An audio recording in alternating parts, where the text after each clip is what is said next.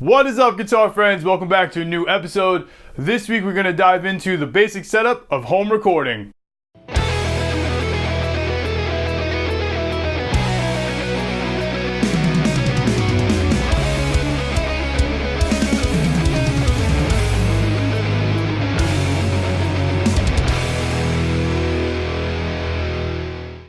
So recording in the house is one of my favorite things to do, and over the years it's become increasingly easier, and the quality of music you can make with today's gear is actually really awesome right in your own house. So I've done a few projects. You can check them out on Spotify. I have my own solo album, I have a Christmas album, and I did 2 records with the Rooftop Rebellion. I did it all with very minimal amounts of gear that I will show you now, my signal chain and stuff like that. I'm also working on a new album, so if you're subscribed to me, please be aware of that on Spotify. And if you go to Spotify, follow me on there too if you like the tunes. And the music that you hear on this channel is mostly from that, so if you dig that stuff, definitely check out the Spotify page. Thank you. And a bit of a disclaimer here, this is going to be geared mostly towards rock music. If you watch the channel, you know that this is basically geared towards metal and rock. So things like MIDI controllers, I do have one, but we're not going to dive too much into the options for that. Also going to show you pretty much how I run my setup now, but there are multiple options for each step. I will go over a little bit of that, but I just wanted to make that clear in case I miss any products or items or something like that maybe someone else is using. I'm not trying to diss anything, I'm just showing you guys what I use and how I use it. All right, so here in front of the computer, you need a computer. That's step 1, I guess. So we're also looking at where we're going to record our music. So you need a DAW, right? So a DAW, D-A-W, digital audio workstation. There's so many options for this, anything from things that are basically free to all the way up to paid subscriptions or programs that are a lot of money. So depending on your budget, that can really determine what you want. Also what you're using. So I have a Mac. Probably the most compatible DAW with that is Logic. It's basically an Apple product. So whenever they update the computer, it'll basically update with it, which is a problem. I run Pro Tools. Pro Tools is great, but whenever they update their operating system, I have to wait a while, make sure updates are turned off. Otherwise, everything goes haywire. So, there's lots of options to way there. The reason I use Pro Tools is quite simply, I learned on it. And once you learn a DAW, it's kind of hard to want to switch. I just don't want to learn anything else. So there's that. But yeah, so you're gonna need a digital audio workstation. It could be Cubase, Pro Tools, Logic, Reaper is really good. So check those out and pick the one that is best for you. Next, you're gonna need an audio interface. So that's where you plug in your instrument, and then that information is sent into your computer and your DAW. So again, these range from things that are like $100 all the way up to thousands of dollars. So there's a huge range of quality, price, how many inputs, how many outputs, what the unit comes with, things like that. So I used forever a Focusrite Scarlett. It's $100. It has 2 inputs, so you can plug 2 things in. 2 mics if you want them, or it can go 1/4 inch, so your guitar goes straight in and then into the computer. It has outputs for monitors. Pretty basic, but it works great. The preamps inside are actually pretty good, so for $100, that's awesome. I also had this for a while. This is a Behringer unit. Behringer kind of gets the low end of the stick on reviews, but actually this guy is not bad. This again, I think it was like 100 or 150. Has 4 inputs. So you can plug 4 mics in, which is great if you're doing like podcasting or something. All the channels have their own volume, pad, instrument, and also mic line. There is headphone out, stereo out, the monitors. There's a lot of routing options on the back as well. Pretty solid unit too. So this one is, you're looking for a cheap option, I highly recommend this or the Scarlett. And recently upgraded to the Apollo, which is hooked up. Sorry, I was kind of zoom in on that if you can. But yeah, the Apollo unit, the twin. This is really, really good. It's like $1,000, but saved up for it, got it.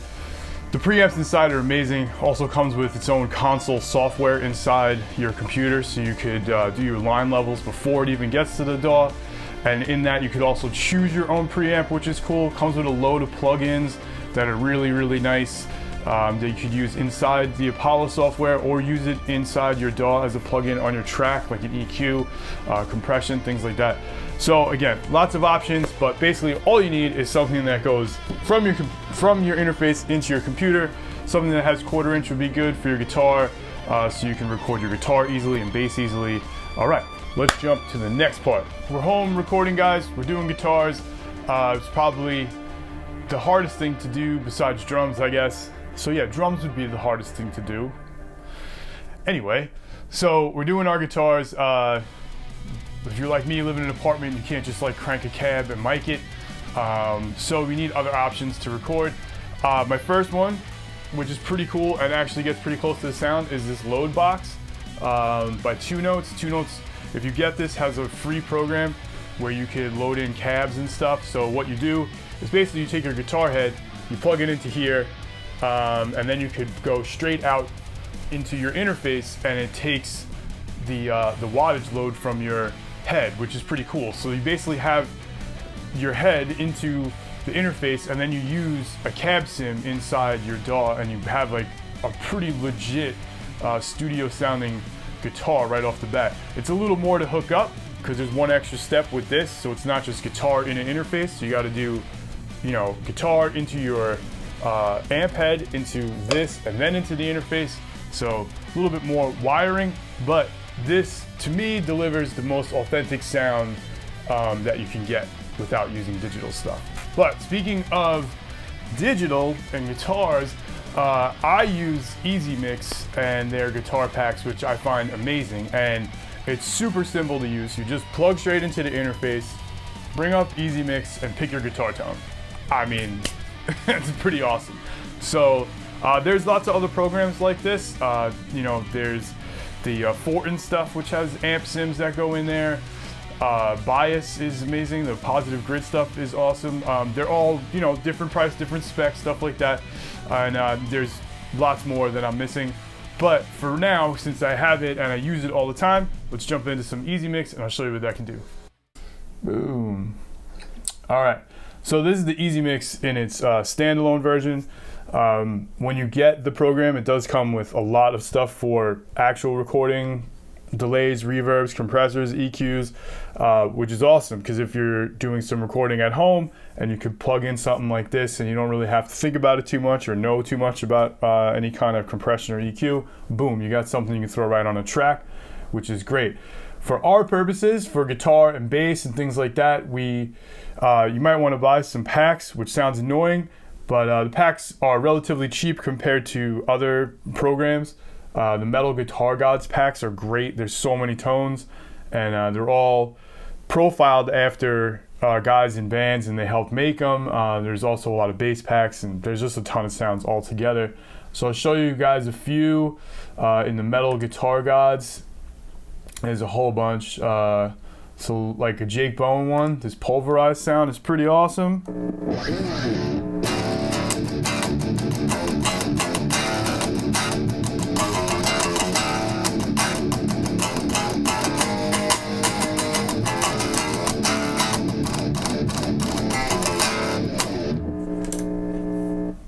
It's pretty cool. You can hear how the digital sort of go like in and out, but there is a gate on here, so you can move the gate up and down. It gets a little bit better. I'll show you when it's real high.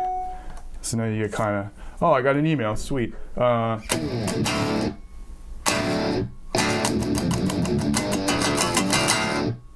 So a lot better. And a lot of them have their own kind of parameters. Hey, I got an email from Fandango. Thank you, Fandango. So there's that.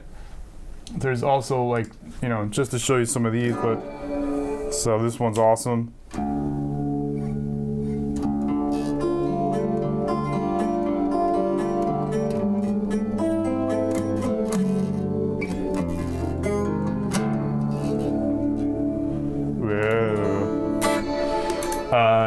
Yeah, all kinds of stuff like this. We got Devin Townsend sounds. Let's hear some lead with ambience. Let's go that ambience all the way. Total ambience.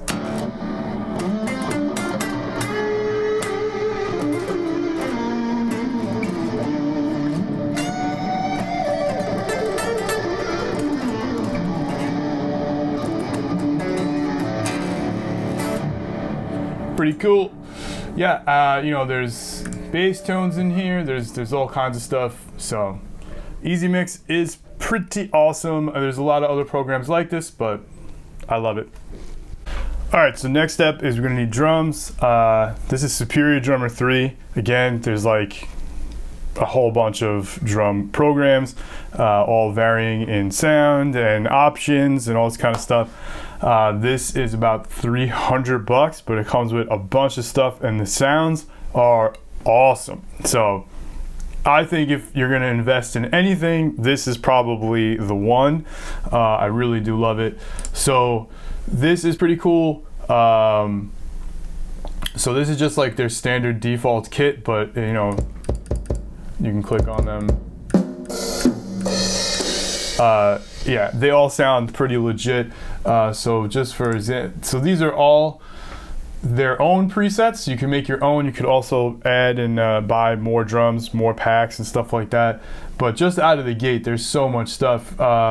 You know, even for other kind of music, pop, electronic, hip hop, there's tons of metal. Bob Rock has 2 kits in here, which are awesome. Andy Sneap kits are great.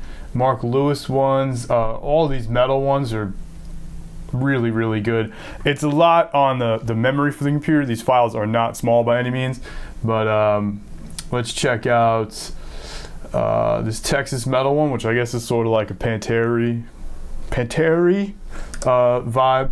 So we'll click on that. It takes a second to load. I have all my drum files on an external drive because this thing is like legit like 500 gigabytes of sounds. So I put it on the external because it basically just take up like half of my computer if I did that, which is super annoying. But it's not too bad to load. So now we got the whole kit. Ooh yeah. And then it comes with some grooves so you can sort of play along. So if, let's say we wanted, where is the styles? Here we go, my bad. So we go to metal. Let's hit some mid-metal verse. There you go. And you can sort of jam along to that, build a song. You could drag these into the bottom and you know, build a song based off of that, your tempos and stuff. Pretty cool. This is the standalone. There's a lot more you could do with it too. The mixer is great. You could do a tracker where you bring other files in and you could blend the sounds of Superior Drummer with some of your own recorded drum sounds. It's a pretty in-depth program, but for what we're talking about, you load up a kit, you type in your MIDI so you could get in here and get in your grid editor and sort of build your drums like this, just adding hits where you want. And yeah, you could totally make your own drum sounds with this and you're almost ready to make a song. All right, I'm back. I had to go to work. Forgot that I had to go to work this morning. So lighting's a little different because it's nighttime, but back. So we covered all the bases. Let's put all of those elements together. We'll open up a Pro Tools session and show you how they all work inside a DAW. Should be the same pretty much with any other DAW. And yeah, we'll sort of come full circle here. All right, so we're here in our Pro Tools session. So pretty basic. We just set up drums, bass guitar, 2 guitar left and right, and 1 solo piece. So pretty standard stuff. No vocals, obviously. Note on vocals. Any of these audio interfaces I'm talking about have an XLR in. So basically, when you have a setup just like this, if you want to do vocals, you just add a new audio track. You plug in your XLR to your microphone and set it up as your heart desires. And I would suggest that, like, starting out, you do not need that great of a microphone. If you're doing home recordings, you can definitely get away with mics that are like $100. Any kind of condenser mic will pretty much do. You just EQ it after that to your flavor. Moving on. So first thing we're going to do is we bring up our Superior Drummer. So I have this in my drums track. This is an instrument track in Pro Tools. Not sure how the other ones use it, but we bring up our Superior Drummer program. So it looks just the same as a standalone. So same thing here. You can go down to your track and you can new empty block will give you just an exactly empty block, and you know, type in the MIDI as you want. So you can add your bass drum, snare, hi-hats, cymbals, all that stuff as you want. You could also use all these templates, these grooves, and you could pick your drums. So right now We have an Andy Sneap kit, which is pretty cool. So I don't think we need to change it. Let's try one of these. That's fine. So these are cool. You can just drag this down here. Boom. Now we have a MIDI block. So we have like a measure, and we could use that. And right here we could use our first, we have Easy Mix. So to get to Easy Mix in this, you go to Plugin, Effect, Easy Mix, you hit that, bring it up. I have this set right now to the fried, or freed, I guess it is, like a Friedman amp, Jake Bowen setting. And we arm that track, record, make sure you have the right input. So this is our first input here, our guitar input on the Apollo, which is right there. So our 1/4 inch goes right in. A lot of interfaces have this too, where they have like a guitar in sort of deal. So check that out. But it sounds like this. So we could just even go in here and record on that. Record. Oh, Pro Tools ran out of CPU power. That's fantastic. Let's try again. Okay, there we go. And the drums will start. And we can record.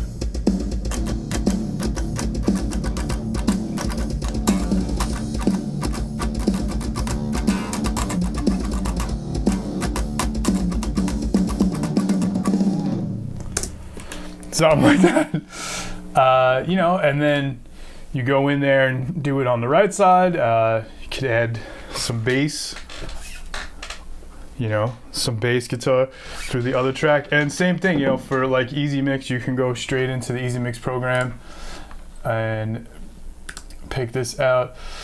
When this loads, I can show you guys. So I have the classic amps kind of has some. Bass Toolbox is great, and Metal Bass Beast, which is insane. Same idea. They have a lot of famous bass players for metal bands, and they're sort of like personalized. Sounds pretty awesome. And then, you know, you just go in there and keep recording all your stuff, bounce it down, and you have a song. So this is super easy to do. It's, if you're not even trying to do stuff for like professionally, you're just jamming around, this is great. If you're doing stuff with your band and you want to get your ideas out there and you're not meeting up all the time, this is especially good because you can, you know, write your ideas, put drums to it, bass to it, have almost like a full complete song and email it to everybody. And if the vocalist has this too, they could send it back with vocals on it. They could practice vocals to it. You could send your guitar tracks without drums so your drummer could play along to it. So super handy in the new information age. But yeah, that's how we do a session. All right, so now that you know the setup and how to record, there are two things you need to know before you start recording that are essential to any recording session. First is, you need coffee. It is essential. I feel so much better. The second thing is, please, guitar gods, hear my prayer and give me the power of shred. And there you go. Now you're ready to record. All right, guys, so that's it for this week's episode. Hope you enjoyed that. Hope you learned something. Maybe you got some ideas about how you can set up your own home studio. Seriously, all these components can really just go in your living room where your computer is, or your bedroom.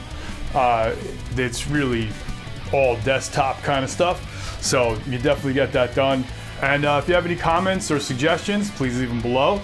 And please subscribe to the channel. I'll be here every week with your guitar needs. Until next time, rock on.